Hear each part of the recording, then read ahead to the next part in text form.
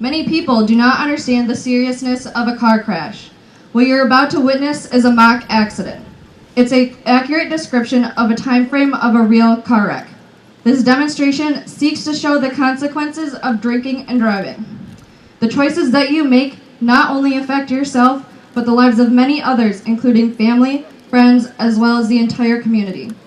We hope that this presentation will allow you to make intelligent decisions during prom, graduation, and the rest of your life. The situation you're about to observe will unfold as it actually would in real life. It's typical for students to feel that the rescue process takes a long time, but keep in mind we are going through an accident as it would occur in real life. Now I'd like to introduce Mr. Carlson as he will be narrating the next portion. He will not only go over some statistics, but also tell you the situation of each victim and the treatment they will be receiving. Please listen closely to what he is saying while you watch the scene unfold. You will experience what happens during and after the accident. In the last few years, there have been a number of Oakland County students involved in traffic accidents, resulting in lifelong injuries and sometimes even death. Although sometimes the driver only made a simple mistake, the result was tragic. I realize that statistics are usually boring, but it is a fact that when young adults, people at your age, are involved in a fatal crash, the passengers are killed more often than the driver. For every 8 drivers 17 years of age are killed, 12 passengers die. The figures are even worse for 18-year-olds. For every 8 drivers that die, 18 passengers are killed. The leading cause of death in young people is motor vehicle accidents, and 31% of these are alcohol-related. Before we get started, I would like to take a moment and have you think about someone you personally know that has been killed, injured, or involved in a traffic accident. Unfortunately, most of us can think of at least one person, some of us more. The purpose of this demonstration is to prevent you, your friends, and your fellow classmates from becoming a statistic. And Megan Stoughton, Brant Williams, Brendan Schaefer, and Melina Dickmeyer all decide to have a few drinks before prom. After partying, they make the choice of driving in Megan's car. Meanwhile, a mother and father named Riley and Michael are taking Jacqueline, their daughter, to a birthday party. They see the other car full of prom goers swerve right into the family car. Passers-by, Hazel and Oreo, witness the accident while on their way to a friend's house.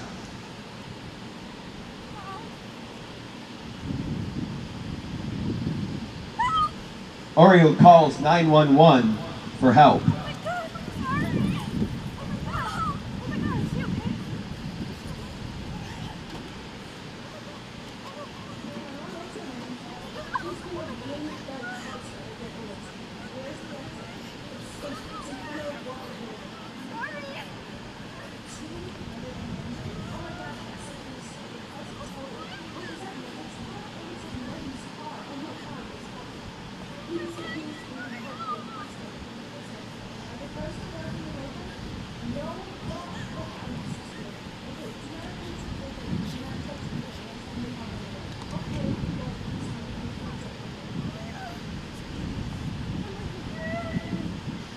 From the moment the vehicles crash, what medical personnel know as the golden hour of trauma begins. People usually do not die from the accident, but rather from the shock that results from their injuries. What emergency medical personnel have come to know that if you are in shock, they must work fast. If they can get you to the hospital where they can stop the bleeding and restore your blood pressure within 60 minutes, they can probably save your life.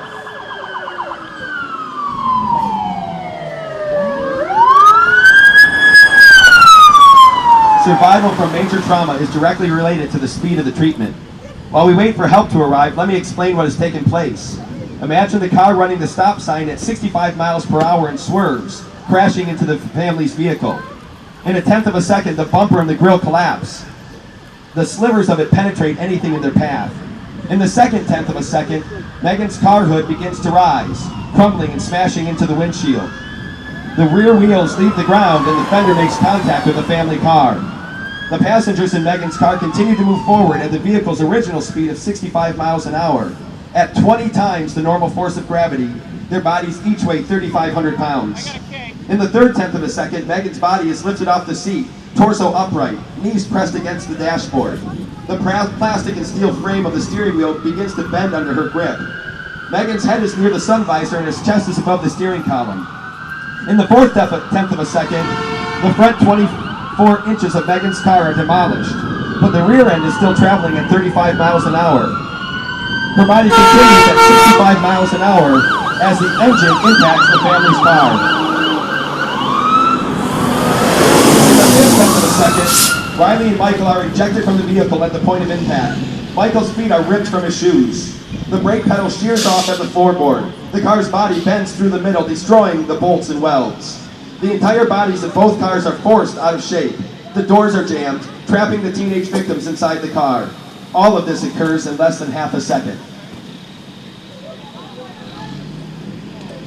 The first officer to the scene, Deputy Griffin, overviews the scene and looks for hazards that might impede the rescue process. She is looking for downed power lines, fire, leaking gas, or anything else that might possibly harm the rescuers. Melina Dickmeyer's mother is contacted, and she is en route to the scene. She then checks the injured and the administrator's first aid. She contacts 911 dispatcher via radio to make sure that the fire department, the Jaws of Life, and ambulance have been contacted and are en route to the scene. Once the fire department and paramedics arrive, Officer Griffin moves into her role of crowd control and accident investigation.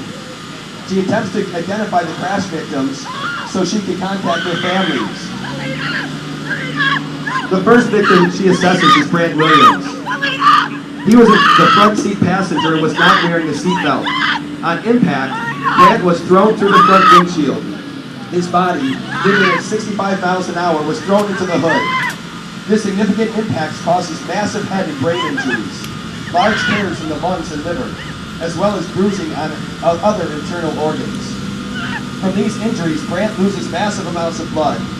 As a result of the trauma, he is comatose or unresponsive, and there's nothing the paramedics can do to save him. Brant does not have a pulse or blood pressure, and he's pronounced dead at the scene. Brendan Schaefer was sitting in the back. Brendan was wearing a seatbelt, but the belt was worn improperly and caused Brendan to fold in half on impact. This also injured Brendan's spine, making him unable to move. He has a large glass fragment embedded in his left arm, but he's unable to remove it because he is paralyzed. The EMT stabilize his back and neck and remove him from the vehicle as quickly as possible. Extreme care is used to prevent further injury. During this process, Brendan is awake, and although he is unable to move, he can still feel a great deal of pressure and pain. The paramedics try their best to save him, but Brendan still dies on the scene moments later. The next victim, Melina Dickmeyer, was riding in the right back passenger seat. During the accident, she was not wearing a seatbelt.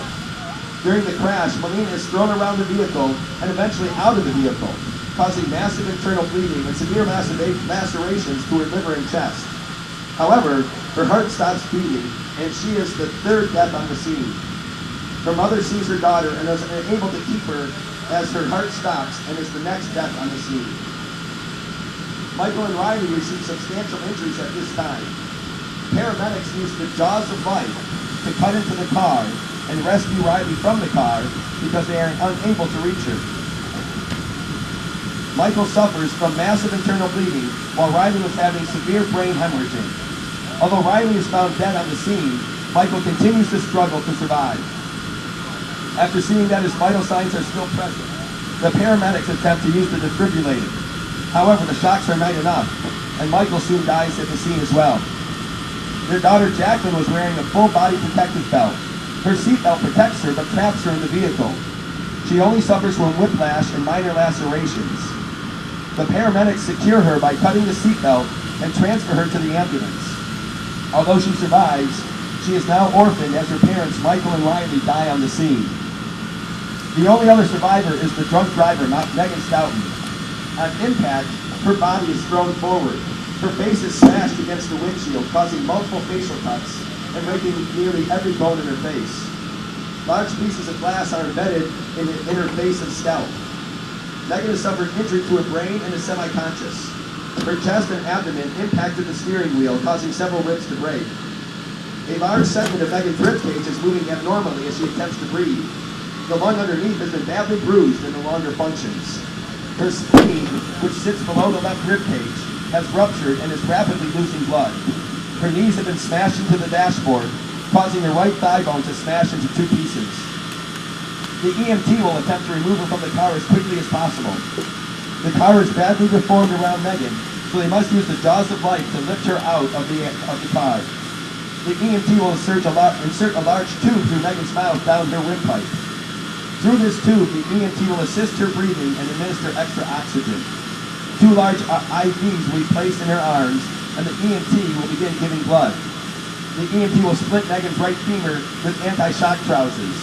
She will be transported quickly to the trauma center. Within an hour, Megan will be in surgery. The trauma surgeon will cut open her abdomen and repair the tears to her liver and spleen. An orthopedic surgeon will insert a pin, similar to a large nail, through the bone near her knee where a traction device can be applied in order to control her broken leg. A plastic surgeon will remove the multiple glass fragments and try to repair Megan's face. Her jaw will be wired to fix her facial bone structure.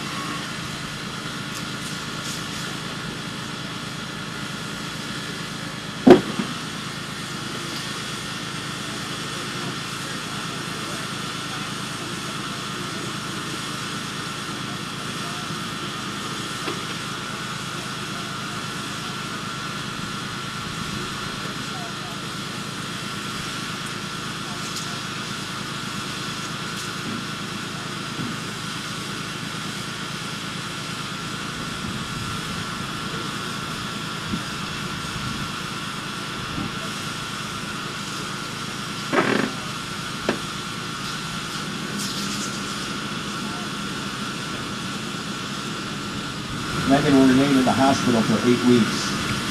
The first 3 weeks will be spent in intensive care unit on a breathing machine. When she starts to stabilize, a large rod will be inserted in her thigh bone so that it will heal correctly. When she starts to stabilize, she will continue her recovery for the next 5 weeks in the hospital and then will be released home. About 18 months later, Megan will return to surgery and have the rod in her thigh removed, as well as have her facial scars revised. The most devastating long-term effect will come from the traumatic head injury. She will suffer memory loss and won't remember most of her friends. She will have to relearn basic skills such as reading and writing. Her plans of becoming an engineering major at Ohio State University are permanently injured.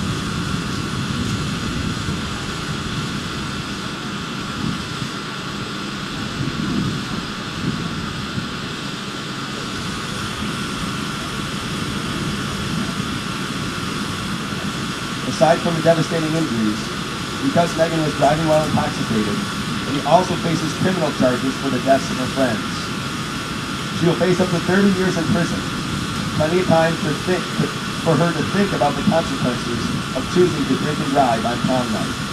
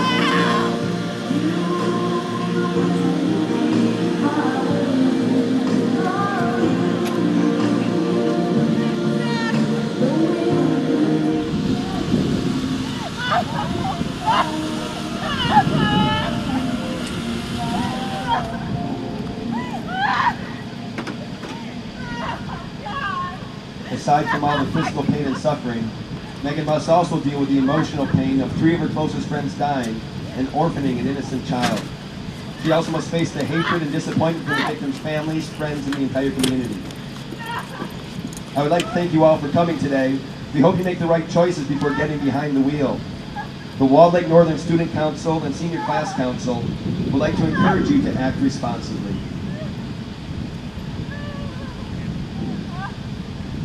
I went to a party, Mom. I remembered what you said.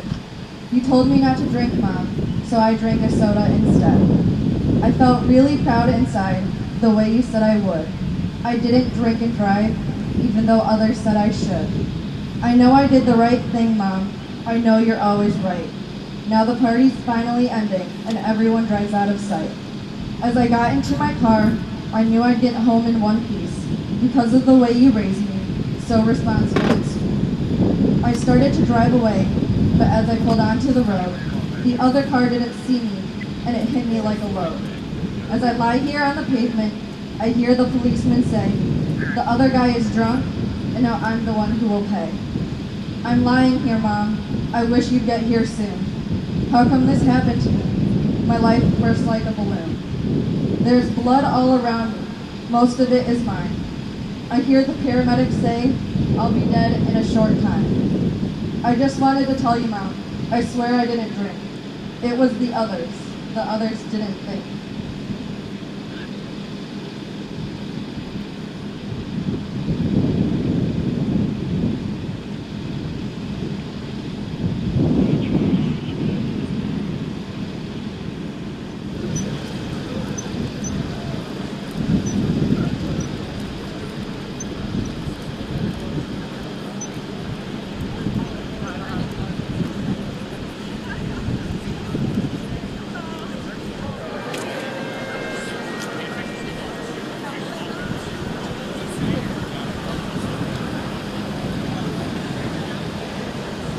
I'd like to thank every one of you guys for coming out today. As you continue in your future endeavors, please think about this scenario and the consequences of drinking and driving.